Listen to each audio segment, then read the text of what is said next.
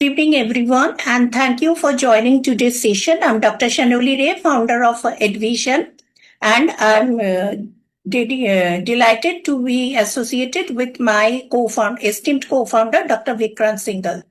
I'm really glad to see so many educators here because the topic we are exploring is at the heart of every classroom, understanding how children think, feel, and behave.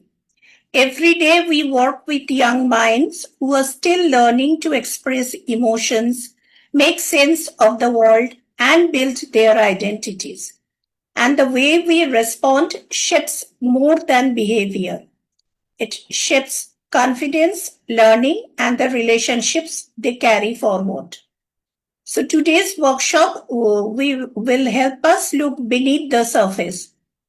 Instead of asking what's wrong with this child, we will start asking what does this behavior tell me? We will explore child psychology in simple, practical ways.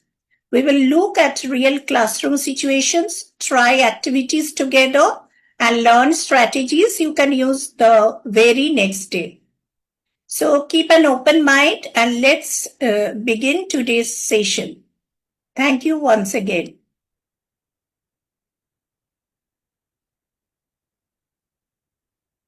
Let me share the PPT and we will have lots of activities. So I'd request everyone to participate wholeheartedly.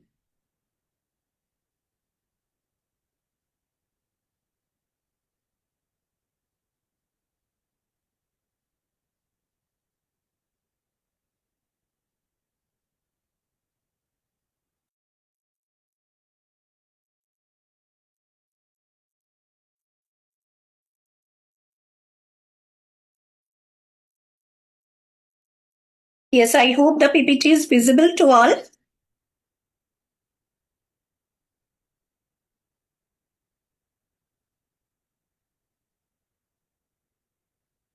Hello, am I audible to all? Yes, ma'am. Okay. So today's topic, child psychology, understanding the young minds.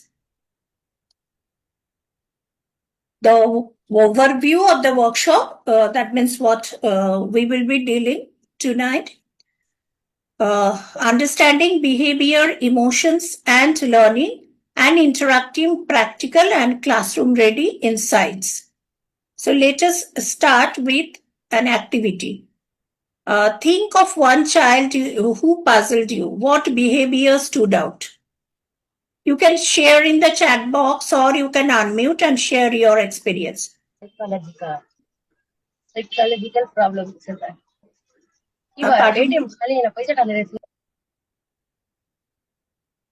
Yes, please share about one child who puzzled you. What particular behavior puzzled you?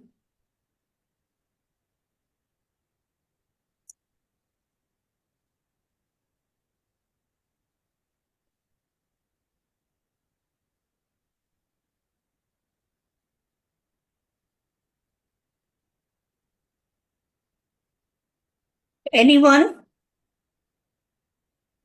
I think we all regularly have different kind of experiences in the class. So any particular behavior of your student or particular child you want to talk about?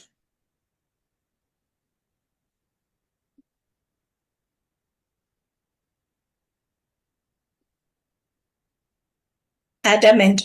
Some ma'am has written adamant. Any particular child or most of the students you were talking about?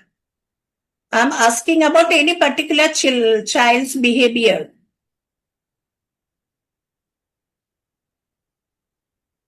Others?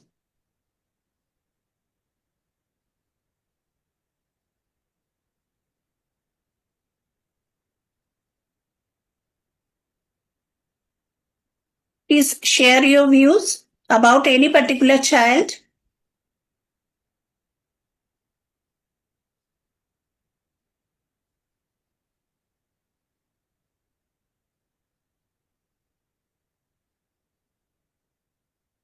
Okay, in that case, let us move forward. But the thing is that the entire session is full of activities. If you do not participate, then the session cannot be conducted in proper way, actually.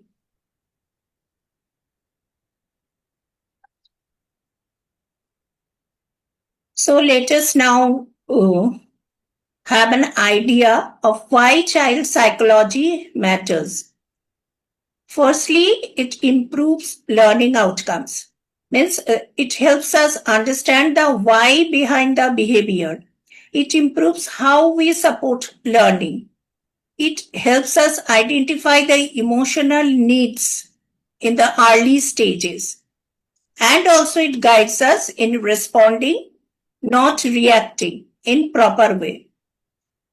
That means finally it strengthens the teacher-student relationships and creates safer classroom, or we can say it creates the inclusive classroom. So what is inclusive classroom? Can anyone share? What do you mean by an inclusive classroom? Where there may be certain children with certain special needs, physical or emotional or mental or whatever it may be, but they are part of the classroom. Maybe Yes. special setup is there for them at certain times, but they are with everyone. They are not excluded. Yes. So as per 2020, now we need to include all the children in our classroom, whether they are slow learner coming from different backgrounds or have any other issues. 𝗬𝗵𝗶𝗶𝗍𝗀 ma'am has written classroom that welcomes every child and helps each one learn in their own way. Yes. And for that reason, particularly, we need to know detailed emotions about the children, the psychology behind their behavior. That is why this topic is so much of importance.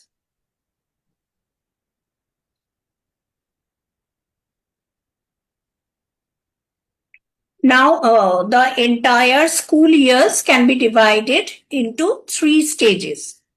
First stage is early childhood. Second is middle childhood, and third one is adolescence. So in early childhood, we will include the pre-primary segment as well as the early primary segment, because as per NEP 2020, till class 2 comes under early childhood. Then the next segment will be middle childhood, which will start from class 3 onwards and may continue till class 6 or 7. And the rest of the classes will come under, that means 8 to 12 will come under the adolescence stage. So we will start with early childhood period, where the main focus is on rapid emotional growth. This is the time when the child first comes out of the comfortable atmosphere of the home, and they just emotionally start to grow when they join a school, come into the school community.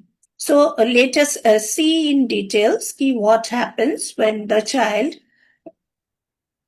comes in the early childhood classes. So here, firstly, the emotions develop faster than language. See, at this time, the students do not know the language or what all the things are called when they first come out of their home atmosphere and join in the nursery segment or in play school segment.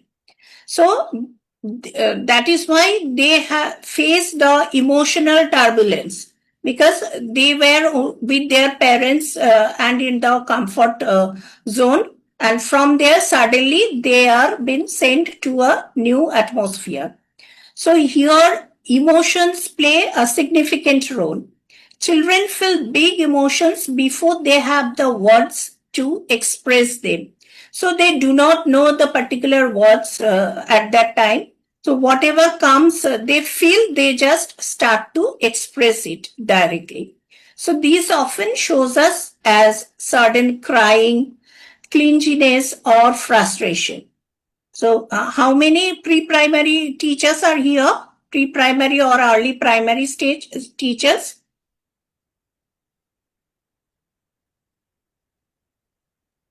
Any teacher is there? I think Purvi ma'am? Near about 10 teachers. Yes. So I would ask them to share their experience. Do they observe such kind of things? It is quite common. Then second is strong need for security. Children at this age rely on familiar adults because they do not know all the people, the outside world. So till now they were familiar with their parents or those who are staying at their homes. Predictable routines and gentle reassurance help them feel safe. So when they are coming out of their home and first time they are entering the school community, most of the time we find that many children cannot easily adjust or adapt themselves with the changing atmosphere. So they start to cry. So this time what we require them to feel safe in the new community. High sensitivity to environment, noise, chaos, or sudden changes can overwhelm them because emotional regulation is still developing. As because they were surrounded by certain secure atmosphere, maybe sudden noise or any kind of chaos or any such kind of, because in the school you can see the children from pre-primary to class 12 are there, and for the first time they will be observing. There may be noise, there may be children running here and there, and all these kind of things. So they might get overwhelmed. Next is learning through imitation. They copy emotional responses from adults. Calm, patient behavior from teachers becomes a model for them. So that is why particularly the teachers has to be very careful about their behavior, because the children will only model whatever they will produce in front of them. And lastly is emotional expressions are direct and honest, because they cannot hide anything. Whatever will come inside them, they will express at that moment. So there is no filter. If they feel upset or excited, it shows immediately. So these transparency help teachers understand how the child is feeling at that time. Okay, so as pre-primary teachers, we need to be very cautious about observing the child's emotional expressions. And instantly we get to know how the child is feeling at that moment, as because they cannot hide their feelings.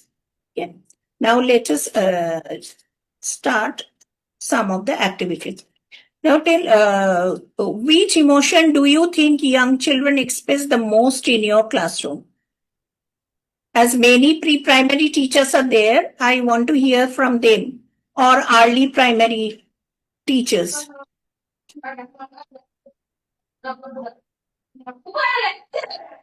What kind of emotions you observe in your classroom? They are happy, sad, frustrated, overwhelmed, scared, excited. You can unmute and share your views. What kind of emotions you can find mostly in your classes?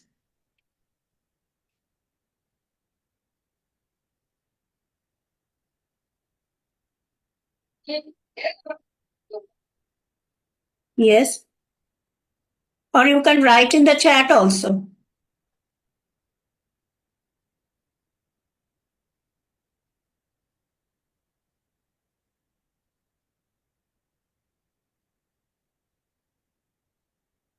Even other teachers also, not only it's on primary or pre-primary, other teachers can also share.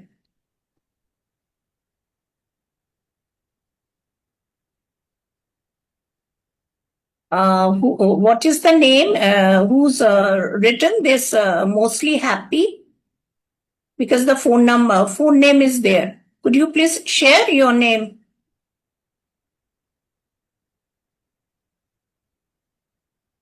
𝗨𝗵𝗵𝗶𝗹𝗱. Yes, mostly happy. And others?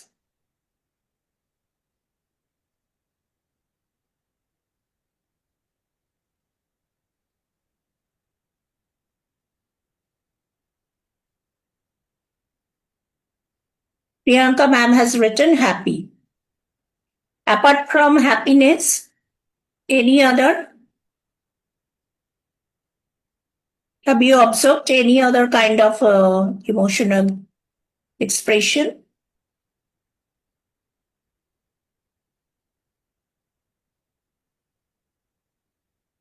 Abdul sir has also written happy. Mostly happy. K. Salim sir. Okay, so you have found that mostly your children are happy. That means they might be enjoying the school atmosphere. Excited as well. Yes, Priyanka ma'am. Because children often changes their moods or emotions. So it's not that all the time you can find them happy. But you can also find them frustrated or overwhelmed at time. But mostly, yes, if they enjoy coming to the school, they will be happy or excited.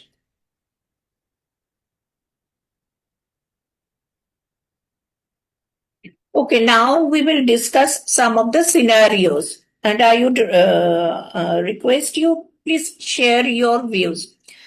Suppose you can see a child suddenly burst into tears when their parents leave. So please share your views. What may be the reason for this? What do you think may be the reason for this? This is very common, especially when the children been admitted in the nursery classes.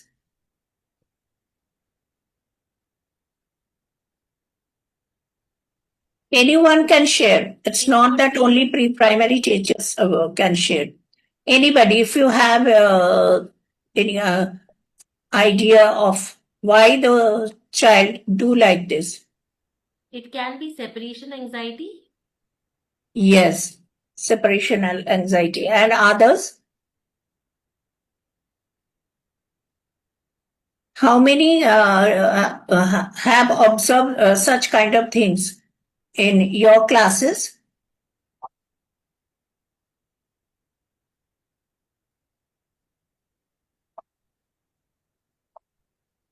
Others, please share.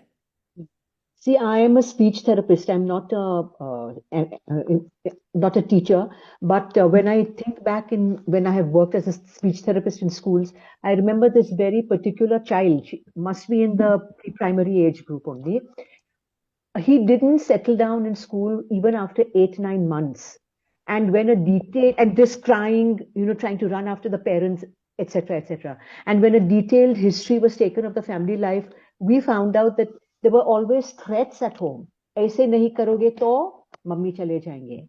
Yeah, father, mother shouting at each other and father saying, get out of the house to the mother or whatever it is. So that sort of a child has such emotional insecurity. Will burst into tears not only when the parent leaves, but even after the parent leaves. Yes. So, as you were a counselor, so can you explain the reason behind all this kind of? Family issues. And the child cannot express, but he's experiencing it. It's all within him. But he had a very good school and a very lovely, supervisor of his section. It was basically the parents who had to be handled. And gently, slowly, things change. But very long it took. Other children may take 2 months, 3 months to settle down, but not this child.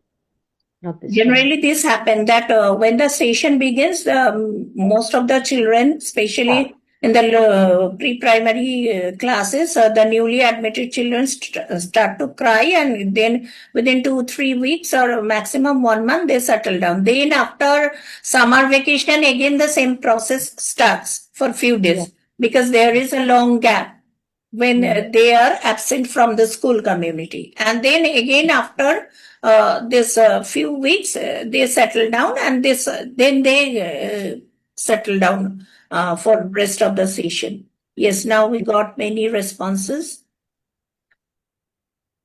Yamini ma'am has written, it is a new environment, so children may feel uncomfortable or unsafe. Yes. And then 𝗨𝗵𝗶𝗶𝗍𝗶 ma'am has written, different surroundings and unknown persons, so they feel alone. Abdul sir has written, he feels lonely and afraid of being lonely. Yes. So there are many things that work in the child's mind. So could you please share what do you think we can do in these cases? Priyanka ma'am, you can also share what we should do in these cases.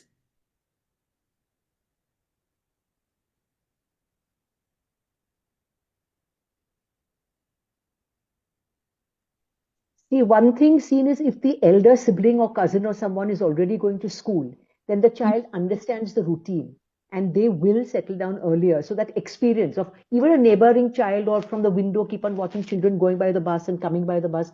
So that preparation, mental preparation through experience or just by verbally talking, having social stories about school, making school an exciting place. I mean, a lot depends on the parents, because very often parents make the child over a period of time feel that school is more like a punishment, which it is not. So the way you have introduced it and prepared him and taking him to buy his new bag and his new bottle, and I mean, excitement, I think that child would settle down much more easily. Yes, that can be done easily. And Chandrasekhar sir has written that mostly due to some issues in peers and some comments by teachers in front of others. Yes, it happens in higher classes. Maybe the child does not feel good about it. And then 𝗨𝗵𝗶𝗶𝗍𝗶 ma'am has written, care and affection may change their mind. Yes. So, see, we have in our mind certain steps that we can take to deal with such kind of things. Let us come into the reason, maybe separation anxiety, as already mentioned by Priyanka ma'am. Underdeveloped emotional regulation. Okay, because the child, as I have already mentioned, at a very young age, the child do not know, even they do not know the name of different kind of emotions. We know what is crying, what is laughing, what is exciting, but the child do not know. Okay, so whatever comes, whatever the child feels, automatically it comes. So this is a reason. Then lack of predictability. See, when their child is in the home environment, the child gradually knows my mother does this, or my parents, or because they do not know maybe the name of each of the relationship, but they have seen certain adult around them and they know. The child can gradually predict this will happen after this. I will be given food. This. They were habituated of seeing this. So when this predictability vanishes, because they are coming to a new community, the child do not know what is going to happen there. So that insecurity may develop in the child. So this predictability lacks. Then strong attachment bond. This attachment with the parents particularly, and the detachment start at that moment when the child enter the classrooms, leaving the parent. And lastly, learning through the feeling. This feeling gradually the child start to develop, because the child may not be scared earlier. For the first time, the feeling of being scared, that also comes in the child mind when the first time they are entering the classroom. Many new feelings gradually they develop. That is why the school system has been formed. That when the child comes out of the home atmosphere, the feelings when they come in a bigger community, and they see many children there, many other people there, adult people there, gradually the different feelings, different expression generate among the children. So the best solutions can be a predictable goodbye routine. Like that is why the welcome part is also been started in the pre-primary segment. That is when the child enters the class, the teacher or helper teacher may stand beside the door or in the gate to welcome the child. Okay, so the child is leaving their parents, and the child can find that someone else is there similar like their parents welcoming them. So that gap vanishes, that from one home they are coming to another home. This feeling comes. Okay, so this predictable goodbye means then they can goodbye to their parents because they know that someone similar like their parents is there to look after them. Offer comfort without overreacting. Because as teachers or as educators, sometimes we also start to overreact. But we need to make ourselves calm and give the assurance or give the support the child required. And acknowledge the feeling. It is common. We need to first acknowledge that this will happen mostly. In pre-primary classes. Even in higher classes also, when the new student been admitted in a school, they also take time to get adjusted with the new atmosphere.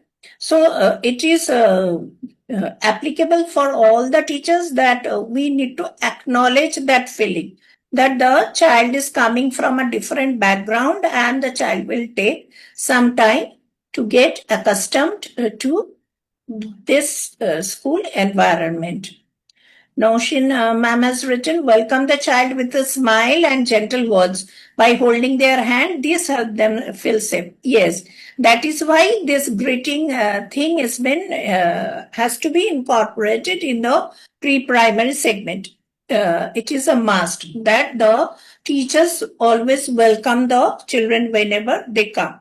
Even in higher classes, if the teachers, the class teachers specially welcome the children, that can be the rule in many schools. It happens that the class teacher becomes present during before the assembly in the classroom to welcome the children. So whenever the children are entering the classroom, their mindset automatically changes when they find that the teacher is there to welcome them with the smiling face.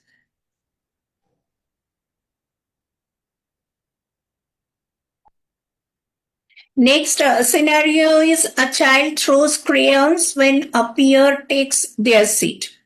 So what may be the reason? Anyone can explain. Maybe in lower classes they are throwing crayons, but in higher classes they start to fight or something like this happens many a time. So what is your take on this? What may be the reason?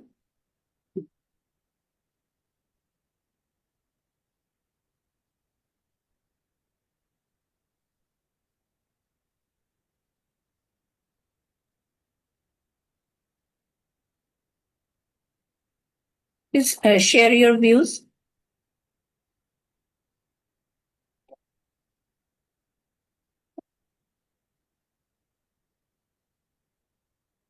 I think many of you have observed this kind of behavior, starting from pre-primary to even in upper primary classes also.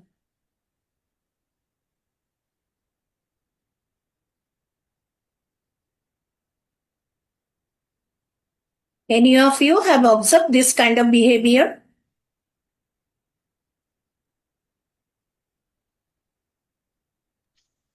Maybe they cannot accept change. Of course, small children, it will take very long for them to start accepting change. But you mentioned even in the higher classes, they may fight with each other, etc.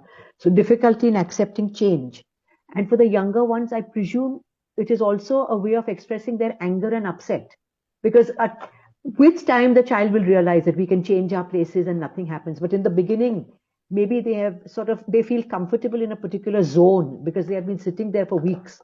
And then suddenly when that happens and they verbally cannot express, I'm upset, or say, please get up, or whatever it may be, they'll use some physical method, throwing things or biting or pinching or whatever it may be. Yes. Here Priyanka ma'am has mentioned possessiveness to his things and aggression. Yes, absolutely correct. Because when the child is sitting in a particular place, the child start to think that this place belongs to him or her only. So not all the children can accept this kind of thing कि someone else will sit in their places. Okay, anyone else want to share their view regarding this?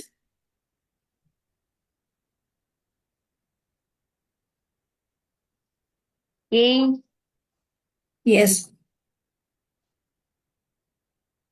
Selvi ma'am has written he is not ready to leave his place for others. Yes.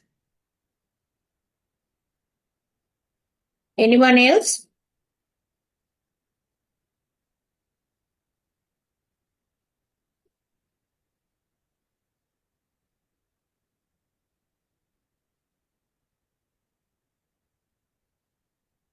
So let us discuss again what may be the possible feelings that strong beliefs it belong to them, as already have been mentioned, and difficulty managing conflict. Okay. So the emotion of this complex emotion of conflict comes inside them, but they cannot handle because, as I have mentioned, they do not know the name of all such kind of emotions earlier, which they were not being exposed to such kind of emotions. So many children cannot control of this kind of emotion when it comes naturally to them. Okay. So what, as educator, what we can do? Suppose the teacher is telling the child that next time let them know you feel upset. Means, so as educator, we need to guide them. If this kind of days see this kind of things happening without throwing things verbally or in other way, they can express their feeling. Joshi sir has written regular, weekly or fortnightly rotation can resolve the problem. Yes, that can also resolve. That is a very good suggestion. Even from the primary segment onwards, the rotation of places is been done, then the child will be able to understand that this entire classroom entire classroom belongs to all the children. So anyone can sit anywhere.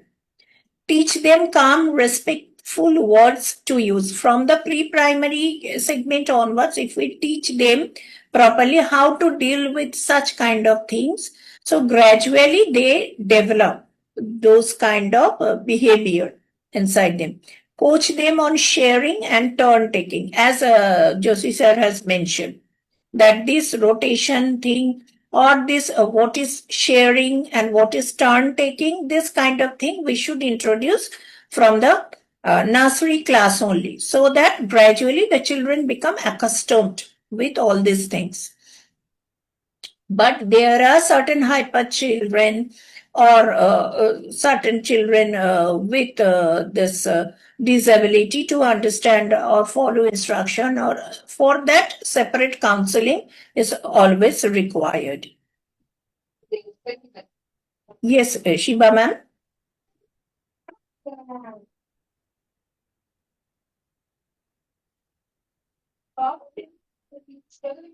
Next situation, a child hides behind you when a loud noise occurs. So what may be the reason?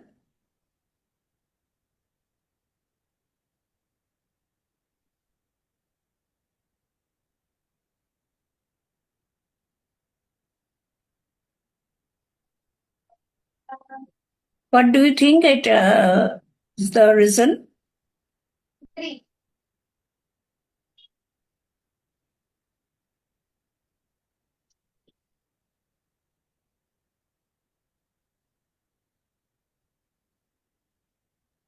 Could it be that the child is emotionally tense? Because when we are tense, all noises affect us very negatively.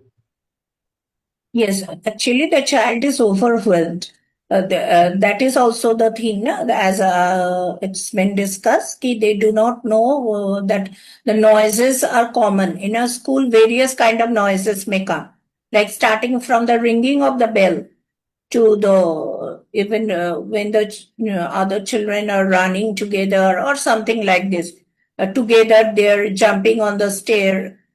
Many kind of things. So first time when the child is being exposed to such kind of things, a noise or chaos or anything, they get scared because that is the feeling also first time they are getting. Or this kind of noise may occur. This is common in a school community. That kind of thing they are being exposed for the first time. So the reason is overwhelmed by noise and seeking safety. And that is where the hiding behind, because the most familiar adult is the teacher in the classroom. Gradually, the child gets to know about the teacher as the replacement of their parents. So that is why they always come to the teacher for any kind of help, any kind of security. Or when they require safety. So what we can do, provide a quiet space to recover, take the child to a quieter space for some time and make them understand that these are common things in the school. Madhya ma'am has written, their developing brain does not yet have the context to understand what the sound is and if it's a threat. Yes, absolutely. That is the thing. Because first time they are hearing such kind of noise or chaos. So for that reason, first we need to take them to a quiet space and make them understand that these are common things. Okay? Offer physical comfort and reassurance and guidance on how to show empathy. So the teachers also need to know how to show empathy in that case, or even if in absence of teacher, if the child gets scared, so others like helper teachers or any adult or even the higher class students get to know how to show empathy in that cases. Okay.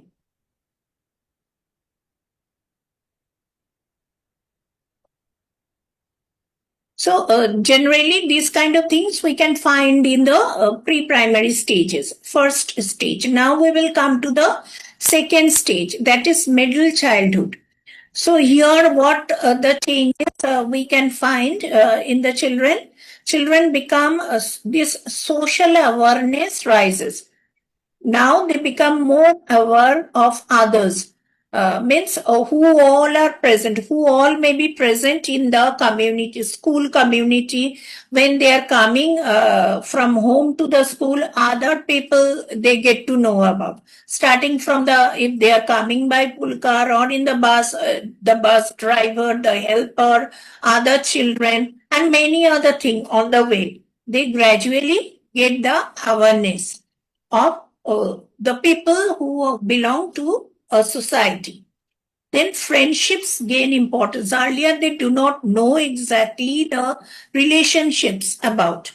So when they are crossing the first step and starting in the middle childhood, gradually what exactly is friendship, what exactly other relationships are, gradually they get to know about this kind of relations.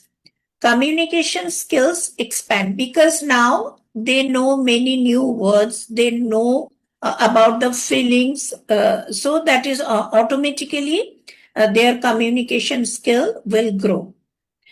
Understanding of rules improve. So in a school, what are the rules? What is the decorum of the school community? What are the rules they need to follow? Gradually, they understand it in a proper way. conflict resolution skills start forming, because they get to know about what friendship is. So that is why if there is any argument or anything, now gradually they will try to solve themselves all these things. This petty and sensitivity to criticism increases. Earlier, the children do not know what is criticism. If peers are laughing at them, why? They do not know. They do not have that much of sense developed.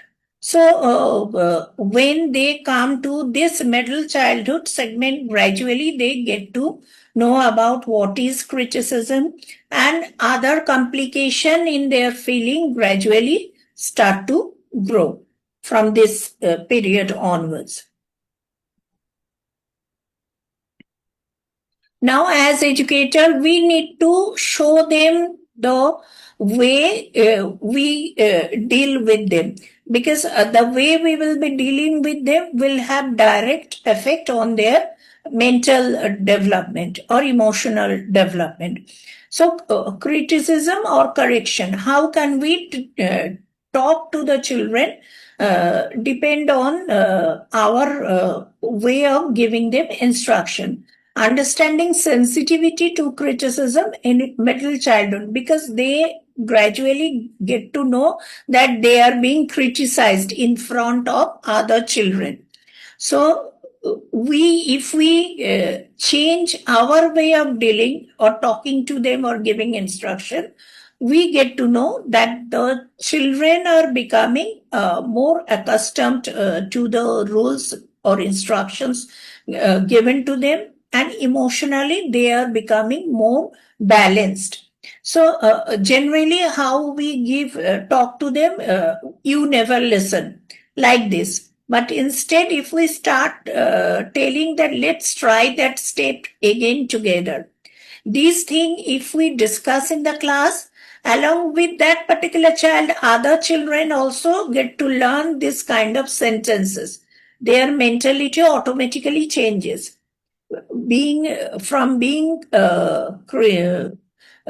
Having a criticism mindset to a correction mindset, we need to shift the children. So we need to focus on using these kind of sentences more. Rather than telling directly you never listen, we can change the sentence and use this. Let's try that step again together. So here also we are encouraging other children also participate together. The collaborative mindset also develops gradually. Next, why can't you behave like others? Particular children, if we are, generally these are common instruction we generally use in the classes. But instead of that, if we tell me what made that difficult. So the entire perspective of giving instruction changes. The mindset of the student also changes accordingly, because they do not feel being criticized in front of others, or they do not develop the fear about the teacher inside their mind, or even the entire school community. You should know better. We should change it to here's how we can fix it. Okay? These simple sentences, even if we write it as a in the soft board as instructions we can use in the classroom like this. Other children can also see, and they can use this kind of languages in the classroom. That's wrong. Versus think about it in a different way. Okay, these are small changes. If we can bring in the classroom, we can see the perspective of the entire classroom is changing very fast. You cannot do it. Rather, we can say, do you need a hand with this? So it's not that all the time teacher will be helpful. The teacher can ask any other student to help the particular child. You didn't try. We can change this to give it another shot. Okay, so these are simple instruction changes which make the child feel safe in the classroom. And that is the true meaning of inclusive classroom comes. So this kind of instruction, if we make visible to all the children, gradually they can start adopting such kind of language in the classroom. Now there are activities. What are they thinking? A social perspective taking activity. See, we can see two scenario. Okay, let us first talk about the first scenario. What do you think about this scenario? What the child is going through or what is happening? Please share what comes in your mind when you see this picture. You can write or unmute and share this particular picture. What comes in your mind?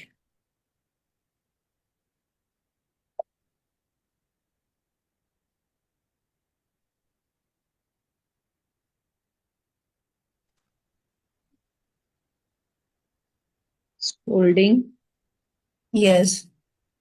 Scolding. dominating, Okay. Yes. It may be that the teacher or any adult is scolding a child, or there may be dominating. Peers are dominating students.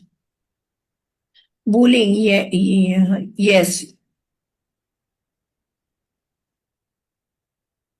Anything else?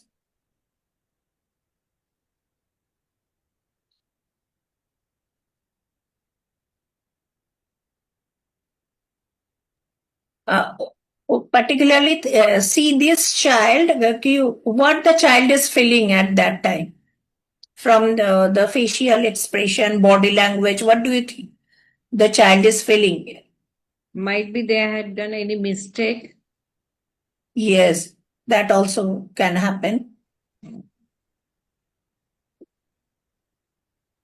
But what comes in the child's mind at that time? It is they had made mistake.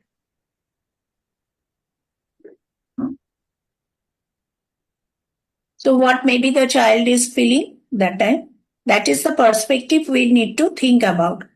Scolding in first case and making fun of the boy, Raghavendra sir has shared. Yes, that is the second. Second, we will come later. First, let us talk about the first, maybe scolding.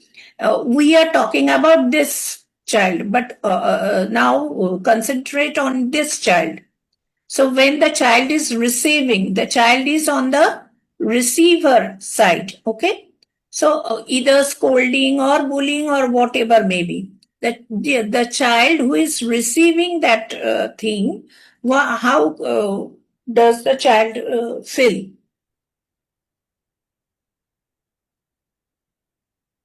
Think in the child's perspective. Okay. If the similar thing happen with us, what will be our feeling? Upset or distress? Yes, Madhyam. This is the thing. The child is upset or distressed. That is the similar thing happen with us also. When we come into this situation. So we need to think about the children's perspective to understand the children's psychology. The girl is feeling insulted. Yes, correct, Raghavendra sir. The girl is feeling insulted. So there may be this kind of things happen with that child. Now come to the second scenario. What the scenario depicts, the entire scenario.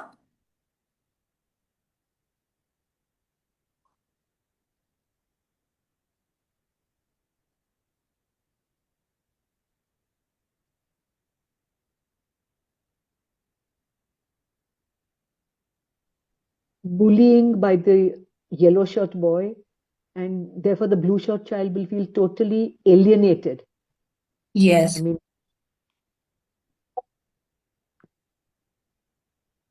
Others?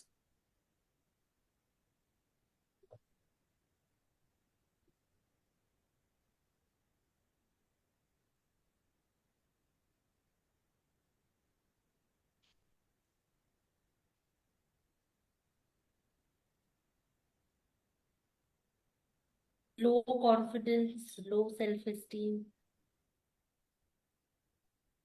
Yes. So in the first case, what the child may be feeling, frustrated or angry, sensing something feels unfair and needs to feel heard. The child needs to feel heard at that time. And here the child be embarrassed or rejected, laughing feels unkind and sensitive to criticism. Okay. So this may happen in those children's mind. So what both children may need from an adult or as an educator, how we can help those children? Help with empathy, guidance on respectful communication, comfort and encouragement. Many a time we get complaint about this because this is the middle school stage. Now the children can come directly and complain about this, about their peers, that they are fighting with me, they are taking away these things, they laugh at me like this.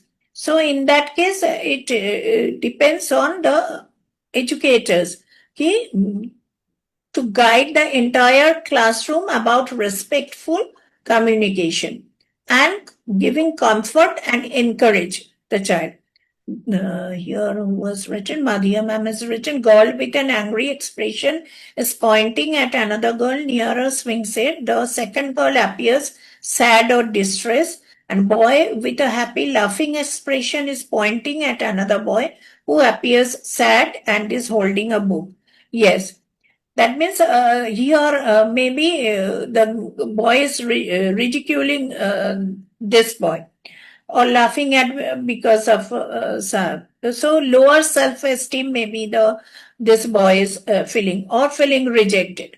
So in any such cases, as educator, the first thing that we need to give comfort. And when we receive such kind of complaints from students, we need to listen to them. Okay, they needs to feel heard. Okay, when they are coming with the complaint or something, next time what happens, if we don't listen to them, they will start hiding their feeling to us, which is not accepted actually. Okay, if we think about the present scenario in the classrooms.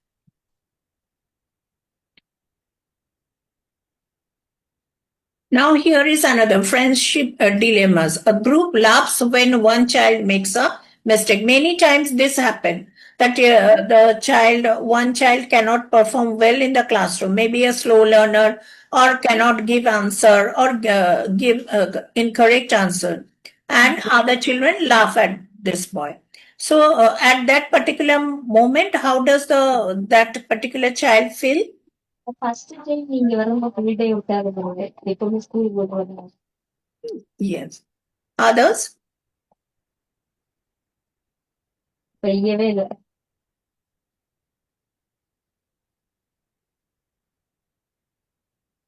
So what the child is feeling, embarrassed or rejected, laughing feels unkind. In any situation, if children laugh at a particular child, I mean sometimes as teachers, we may also do like this in the class. So this particular laughing or making fun of any child feels very much unkind to that particular child. So what the child may need from kind assurance, teasing is not okay. This particular instruction we need to give to our children and make them understand and repair friendships. Whenever possible, we can mediate and repair the friendship. Okay, we can talk to both the child and make them friend again whenever it is possible. If we directly cannot do, we can appoint another child and a peer mentoring or to mediate this kind of situation. That can also be done. Now we will come to the third stage, that is adolescence. So what are the changes? First, focus will be on identity and independence. So this time onwards, there are mental and physical changes happen in the children, and so they start to identify themselves, what actually they want. They start to develop that kind of thing. And the feeling of independence. They do not like always to be advised by the adult. They want to have their own opinion in cases. Okay, that adolescence period. So first is strong drive for independence. Adolescents want freedom to make decisions. They test boundaries to understand their capabilities and limitations. Sometimes we can see that the children are going beyond their, crossing their boundaries in many cases because they want to explore certain things. So which we feel they should not do. But they start to develop certain habits or something because they want to explore the new things. Then identify exploration becomes central. They experiment with interests, opinions, styles, and peer groups to figure out who they are because they want to develop their identity. That is why they start to explore new things, new habits, or new friend group like this. Third is increased sensitivity to peer acceptance. Belonging matters deeply. Approval from friends can outweigh adult guidance because they value more what their friends are telling them. They do not value the adults' guidance more than their friends' advice. Okay. Emotional highs and lows intensify. Range changes make emotions stronger and reactions quicker. They may seem unpredictable. Yes, many children suddenly changes so much that as teachers and educators, we feel their behavior is becoming unpredictable. Sometimes many talkative students, they become inward. It means silent, not participating, or vice versa can happen.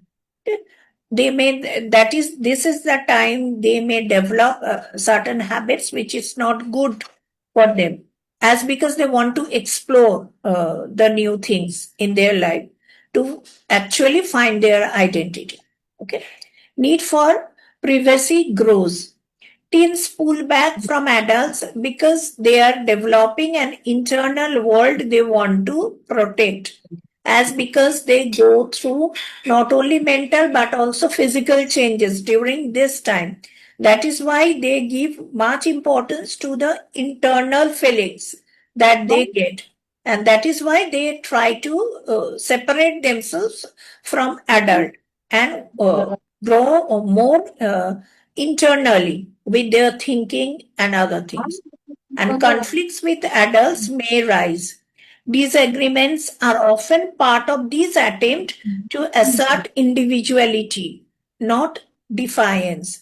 Okay, as because they want to grow their individuality, this is the time when they start to disagree what adults are telling to them, be it with not following the instruction in the classes, or arguing, even sometimes arguing with the teachers also, as well as at home also the same thing may happen because they feel their individually should be given more importance.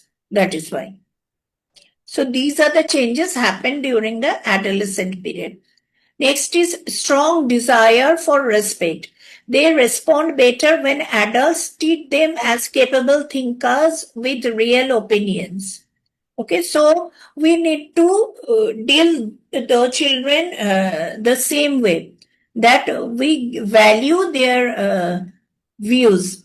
We will ask, they live in the virtual world of their one. Yes, Raghavendra sir. But if we start giving value of their views, their ideas, then gradually we can see their opening up to us. And lastly, supportive guidance still essential. They want independence, but also need boundaries, safety, and consistent emotional support because they do not know exactly about the world, what we know, because we have already gone through those phases and experienced a lot. They want to find their identity, but we as adult, we cannot leave them alone. We constantly we need to guide and support them so that they can find their true identity, the true path for their growth.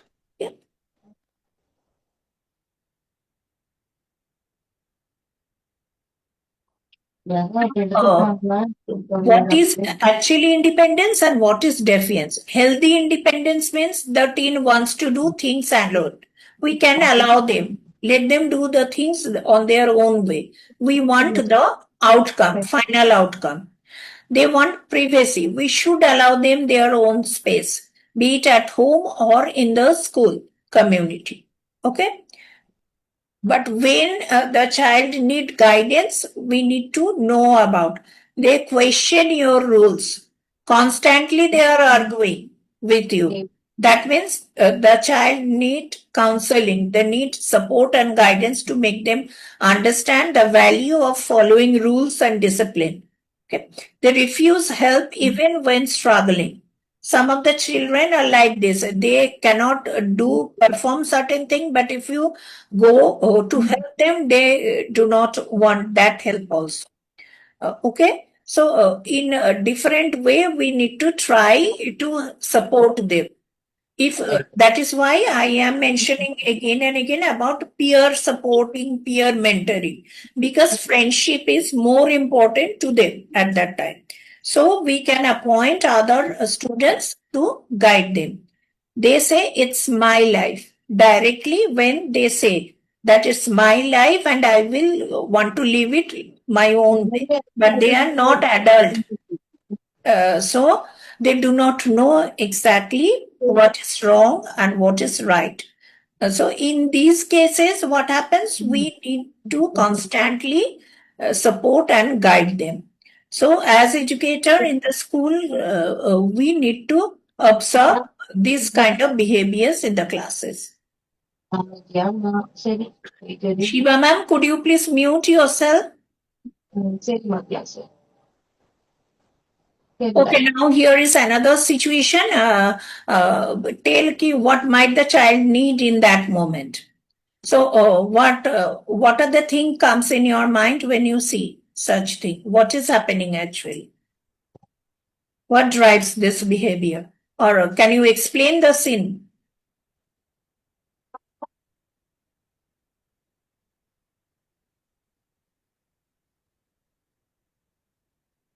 What is there in the sin?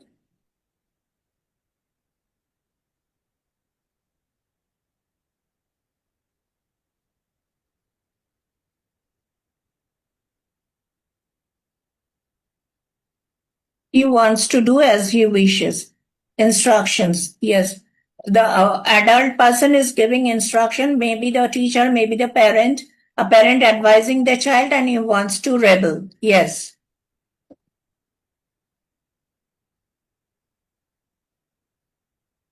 It not only parent, but also in the class also. It may happen that the teacher is advising or giving something and the student want to rebel. So in that case, how can we help it improve? So here, actual reason is need for independence, feeling misunderstood and emotional overload. So as because the child want to find its own individuality, so the child feels misunderstood. Because when at adult, as parent or as teacher, we need to give them advice. They feel that they are not being heard properly. And next is emotional overload, because many things play inside them at that time and they become overloaded with emotion. Particularly this as an adolescent period is very vulnerable. Okay, so what can we do? Stay calm and give space. It's always advisable to give the children, this adolescent, especially the students, or at home the children, some space to make them think about what is happening inside them. Validate feelings. So we have to make them, assure them that okay, it's okay to feel like this. We have also gone through the same phase. So as teacher particularly who are dealing with this adolescent children, share your stories of growing up. When you grew up, what are the things you used to do, or what are the things you were not doing, or something like this. So that what happens, the children get to know that these are common symptoms they are also facing. Okay. So all people goes through this kind of stages. So these feelings we need to validate, offer some choices. So especially in all classrooms, in all classes, we should give the students certain choices, okay, which way they want to express themselves. So that is why in the activities also we need to have given certain choices, that the same activity one can do through writing, one can do through drawing, one can present PPT presentation can do. So the more we give choice to the students, they gradually understand which way is best for them, and support expression. If they are not expressing themselves in a proper way, or not following the school decorum, as because we will be more concentrating on the school side. So as if they are not following the decorum properly, we have to make them understand. If required, we need to separately counsel them and make them understand. Because if we become aggressive, the children will try to move away from us. Okay. Now, let us again see the different cognitive development stages, how children think. This changes with age. Children move through predictable stages of thinking. So when at the pre-primary stages, as we have seen, they see and touch firsthand, as because they do not know about all the terms and everything. So whatever they see and touch, they only get to know about them and think like this. Okay, focus on concrete facts and think literally. Means whatever they are seeing, that is thinking literally. Okay, focus on the concrete facts. They cannot think beyond that thing. Whatever you are showing them, they are touching them, they are seeing them, playing this and that, only they can think about that. But gradually, what happens when they grow up, the thinking shifts, reason and plan. Gradually, they get to know about various emotions. They can reason behind the activities. Okay. If we throw the ball upward, it again comes down. Now they can reason the thing. Okay, understand abstract ideas. Means as because they start to know about the relationships and all, they start to fantasize in their mind. Think flexibly. It's not that whatever they are seeing only or touching only, they will think about that. They can think about the things that cannot be seen, okay, in their mind. So this is how the mindset gradually changes. Okay.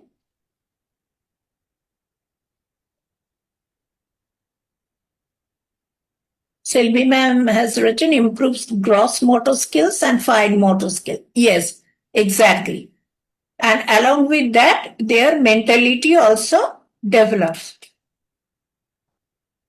Now, concrete versus abstract thinking. Concrete means when think about what they can see only, understand simple concepts. That is in the pre-primary level. And abstract means think beyond here and now. Consider complex ideas because complexity gradually develops in their mind. As because the relationship becomes valuable to them gradually. This shift usually happens gradually. Okay, so that is why the pre-primary children or the lower primary children, they express themselves through the ways they are being taught in the class, the objects they are seeing around them. They can talk about that things, but when they gradually come to the middle school stages, other emotions grow and they start to think in their mind many abstract things. Okay, like the relationships, about friendship, about love, and other things. Fantasizing, dreaming, daydreaming, all these things gradually develop in them. This is how the thinking shift. Now, one small activity, concrete or abstract. The sun is hot. This is a concrete feeling or abstract?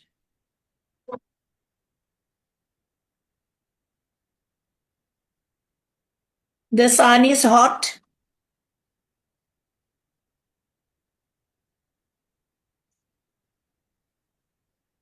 See, all these are concrete feeling because we know, we can see all these things and we know about them. The sun is hot, we all know.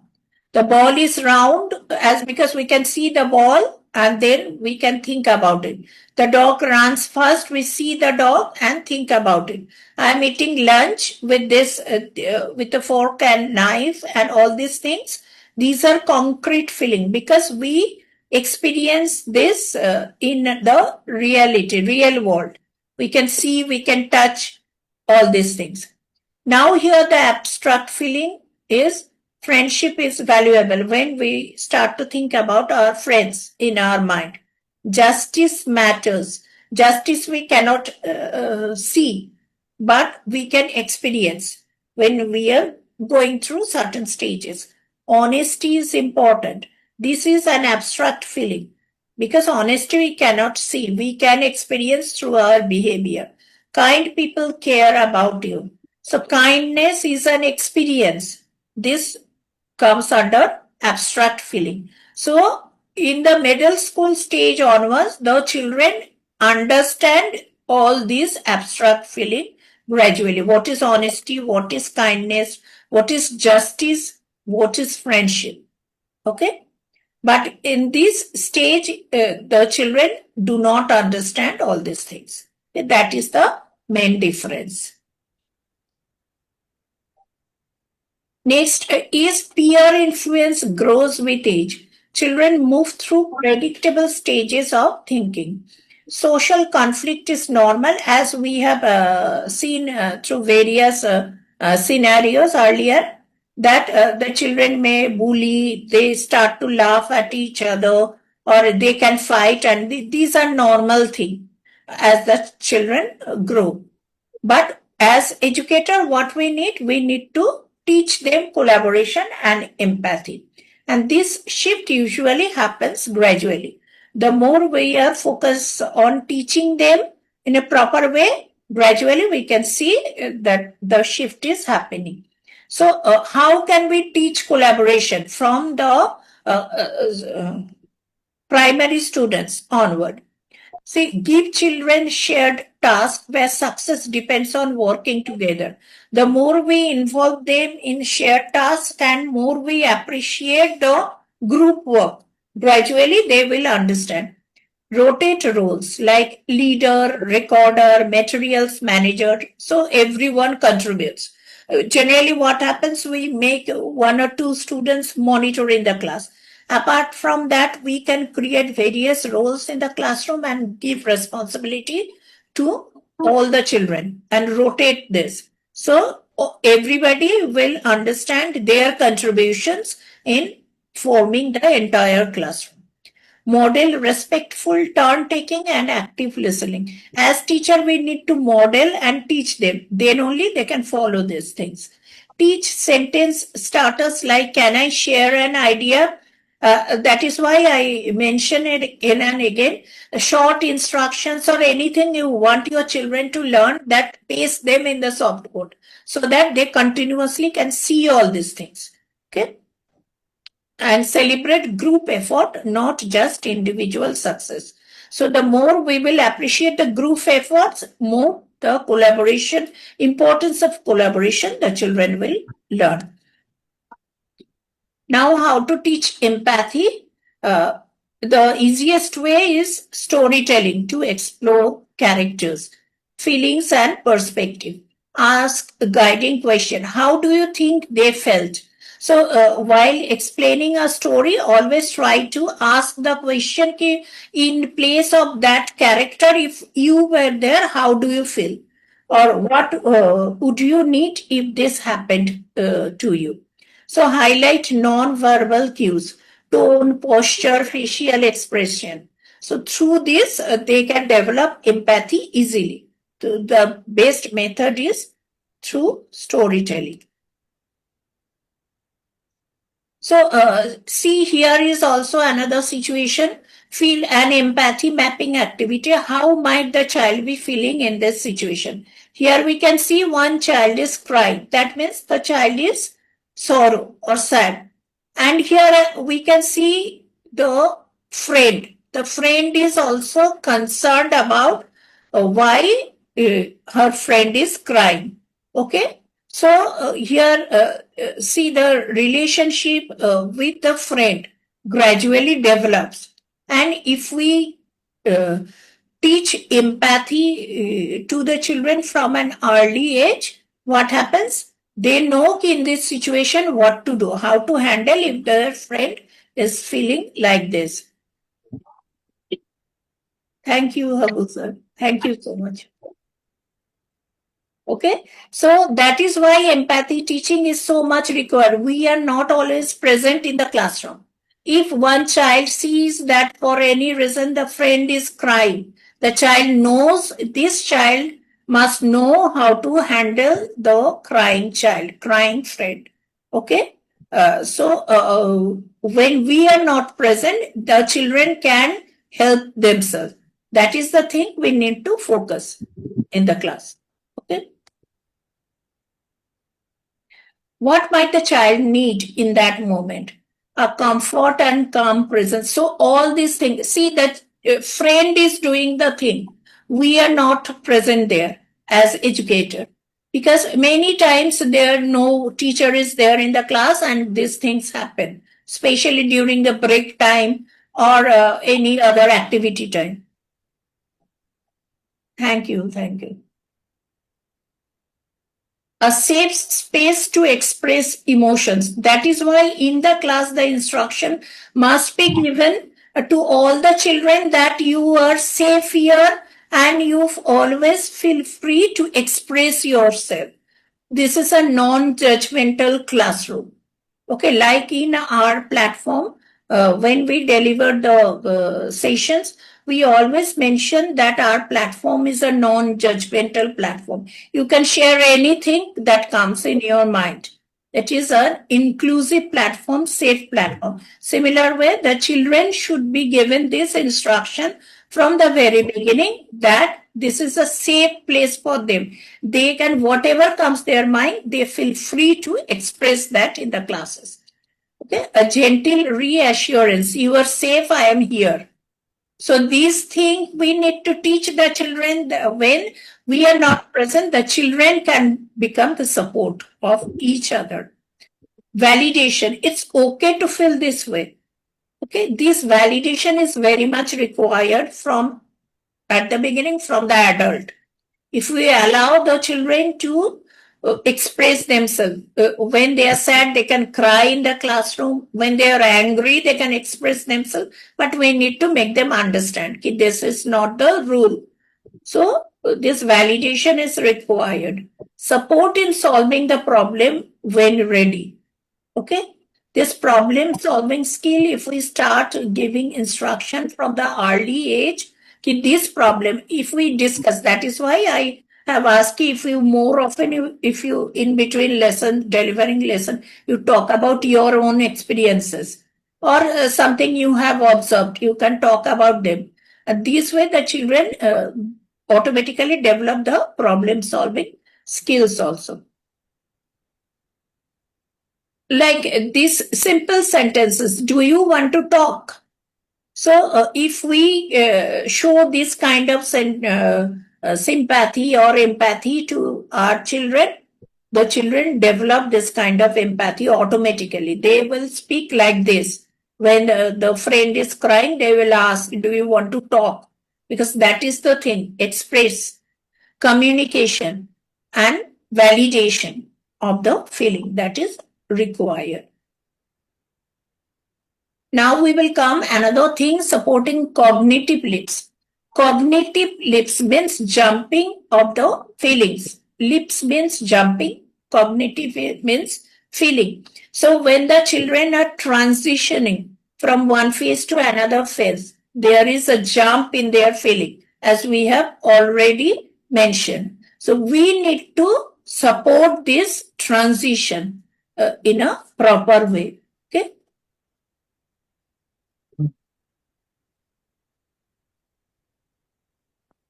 How? Break big concepts into simple, concrete steps first. Okay. So be it in delivering lessons or in problem solving. Use visuals, objects, and real life examples. That is what I am doing in today's session. You can see my entire PPT is full of visuals. The more you can see, the more you can relate. And I am giving practical examples, bringing practical scenario. Okay, in the class, during delivery of your lesson, if you can bring more visuals, if you can relate your topic more practical sense, the children, it will be easier for the children to understand. Ask open-ended questions like, why do you think that happened? What would happen if? So always ask them the question so that they can see the characters from their perspective. Provide scaffolded challenges. Start easy, then gradually increase complexity. This is very much important, especially dealing with slow learners or children with special needs. Okay, this scaffolded challenges break down the concept into simple steps. Start easy, then gradually increase the complexity. You can see these slow learners are also learning very fast through this method. I will give some example, like story writing. How step by step you can guide. Think of characters. Okay, you are asking them to write a story. You will guide them to think of certain character. Let them write down the characters. Choose a setting. Let them think and choose in the setting. Maybe in the home, in the park, like this. Plot, beginning, middle, and end. Then they will write down the plot. Okay, they are entering the home, then inside the home, or going out, like this. Write one part at a time. When they are thinking about beginning, ask them, think about the plot, means someone is entering the room, and then write that part, what happens. Okay, forget about the rest of the part, like this. So show how step-by-step scaffolding makes learning easier. So this way, if you break down the any topic in this way, it will be easier for everybody. Suppose in math steps, read the whole problem, then identify the key numbers. Okay, let the children separate the numbers, then choose an operation. In the problem, if they identify the operation through which the problem can be solved, that let them write separately. Then do the calculation, applying that operation. Check your work and celebrate group effort. If you can divide the classes to solve 3 different problems, and if they together solve the problem, appreciate the group work. That is the collaboration part. You can start from early primary segment only. The more you can do solve like this, if there are 10 exercises given, you can divide the work in a group. You can see that in place of suppose a math problem I'm talking about, one problem you yourself doing, then children are copying, rather than if you give them the work separately, you can find that 5 maths can be done in one class, okay? And then later they can exchange the works. So this way one exercise completely can be completed in one class, okay? Like science steps, here particularly I have mentioned about the experimentation. Ask a question, research the topic, make a hypothesis, test your idea, record your results. So this way, if you give the instructions step by step how the children can do, they can do the things alone, okay? Similar way, the social studies chapters or even reading like this. Now, the last part we have come, we will recapitulate again what we have learned till now. That we must know that behavior is a communication. Every behavior of the child is depicting some communication which has an underlying cause. And as educator, we have to respond with curiosity. That means we will show genuine interest to make them feel valuable and get them know better what is the cause of this certain behavior. Okay. Next is look for patterns, not incident. If a child is regularly crying, or here you can see the child is morose. So what is the reason behind? So this pattern you need to observe about your students. Watch for silent distress. Many a time children do not express themselves. If they are sad or morose like this, you as an educator, you need to observe and research on your students regularly. Encourage expression. The way you will deal with the children, the emotionally, the stability of the children will come. Always encourage them to express themselves, whatever may happen. Okay? Then behavioral needs. What you need to observe, is it impulsivity or aggression? Avoidance or refusal? Support with structure and clarity. Because for everything you have to deal with a separate way. Okay, if it is aggression, the way of dealing will be different. If it is impulsivity, the way of dealing will be separate. So you need to understand which way the child is behaving. Okay, and be clear about giving the instruction, clear about counseling the child always. Okay. Now, how a teacher can influence? Your tone shapes your behavior. If you talk rudely, the child will be fearful to come to you. Okay. Routine builds safely. Follow, involve the children to form the classroom rules and ask them to maintain it in proper way. When they are involved, they will try to follow those rules, okay? And this way, the safety or inclusivity can be maintained. Connection before correction. This is a small sentence, but it has extremely deep value. As educator, we need to connect with our children before correcting them.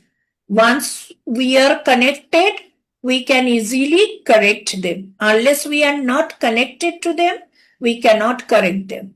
We will only keep shouting at them or give them advice, but they will not follow any of the instruction we will try to give them. Okay? So connectivity is very much required. Show warmth and fairness, give predictable responses, listen actively. Okay? When the child knows that if the child comes to you, the child knows that they will get some solution. The teacher is here to listen to me. Okay? This predictability in your behavior gives the children the safety they require. Okay? How can you easily motivate? Celebrate small wins. A child is not writing and start to write one sentence in a particular day. That moment you celebrate that in front of a public celebration, actually, in front of the class. Celebrate that this student, clap for the student because he has written one sentence. Create ownership of learning. That day, that moment onward, the student will take ownership of the learning. The student will understand that if I write the whole paragraph, then I'll be appreciated more. Maybe I'll be taken to the assembly, to the principal, or to someone else to celebrate my achievement. Okay, so if you start celebrating small wins, gradually the children start to take ownership of their learning. Okay. And respectful classroom management includes respectful communication. If you are using respectful communication or instruction, the students will follow. Zero shaming. That is the main thing. Again and again, you have to repeatedly tell the children that this is a zero shaming classroom, non-judgmental classroom. These words you just boldly you can write and stick in the soft board. Okay, so that the children feel free feel safe in the classroom. Even in the entire school corridor, you can use this kind of words, and because whenever the children are entering the school, they know that they are entering in a place where zero shaming is given, valued. This is a non-judgmental place. This is our second home. Okay, and consistent boundaries. Where to keep boundaries, that also we need to teach, especially the adolescent children, or when the children are going up, the later middle age schools. Where to keep the boundaries. Through these things, gradually we can build the inclusive and safe classroom culture. Now a small knowledge test, just true, false. You just unmute and say, all right. First one is young children often show big emotions before they have the words to express them. True or false? Anybody? True or false?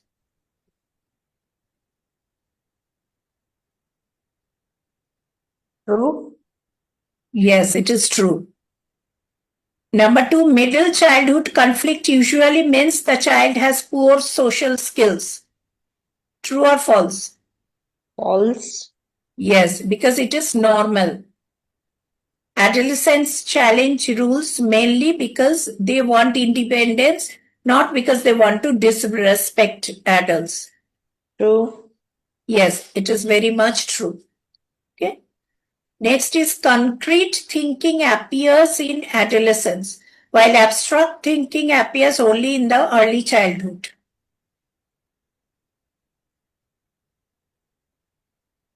True or false?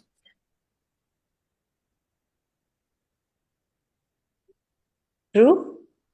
No, this is false. Okay.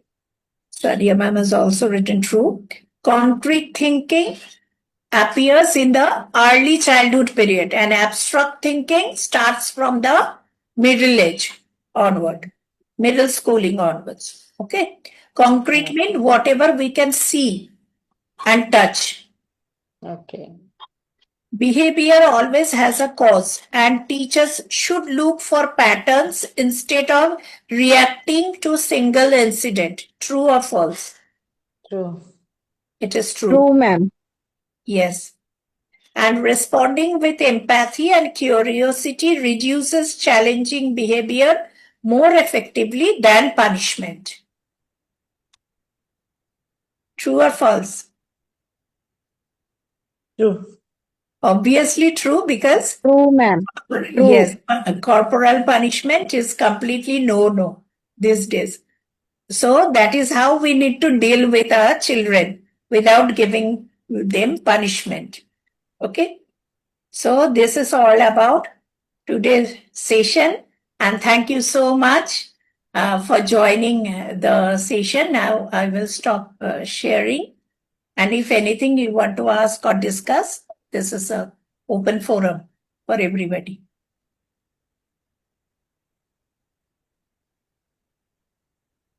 And you will be given the feedback form in the WhatsApp group. Any further topic you want to be discussed, because every Sunday, generally Sunday, we conduct workshops. This is a special case where Friday has been chosen because I will not be available on Sunday. That is why. So the topics you can mention there, and gradually we will conduct workshops on that. And the certificates are also will be sharing in the WhatsApp group, because many new members have joined in our family today. So that is why I have mentioning within 1 or 2 days, you will get the certificates in the WhatsApp group also. Anything you want to share?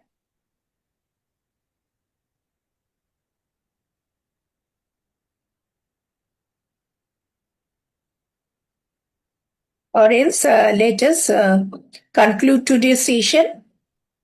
Hopefully to see you in your next Sunday session. Thank you all. Good night. Yeah, thank you so much, Shunali. Thank you. Thank you. Thank you, ma'am. Thank you. Thank you, ma'am. It is very nice and informative session. Thank you. Thank you. Thank you, miss. Thank you. Thank you. And anything, if you want, feel like, you can ask in the WhatsApp chat. Sure. Thank you. Thank you. Bye-bye. Good night. Good night.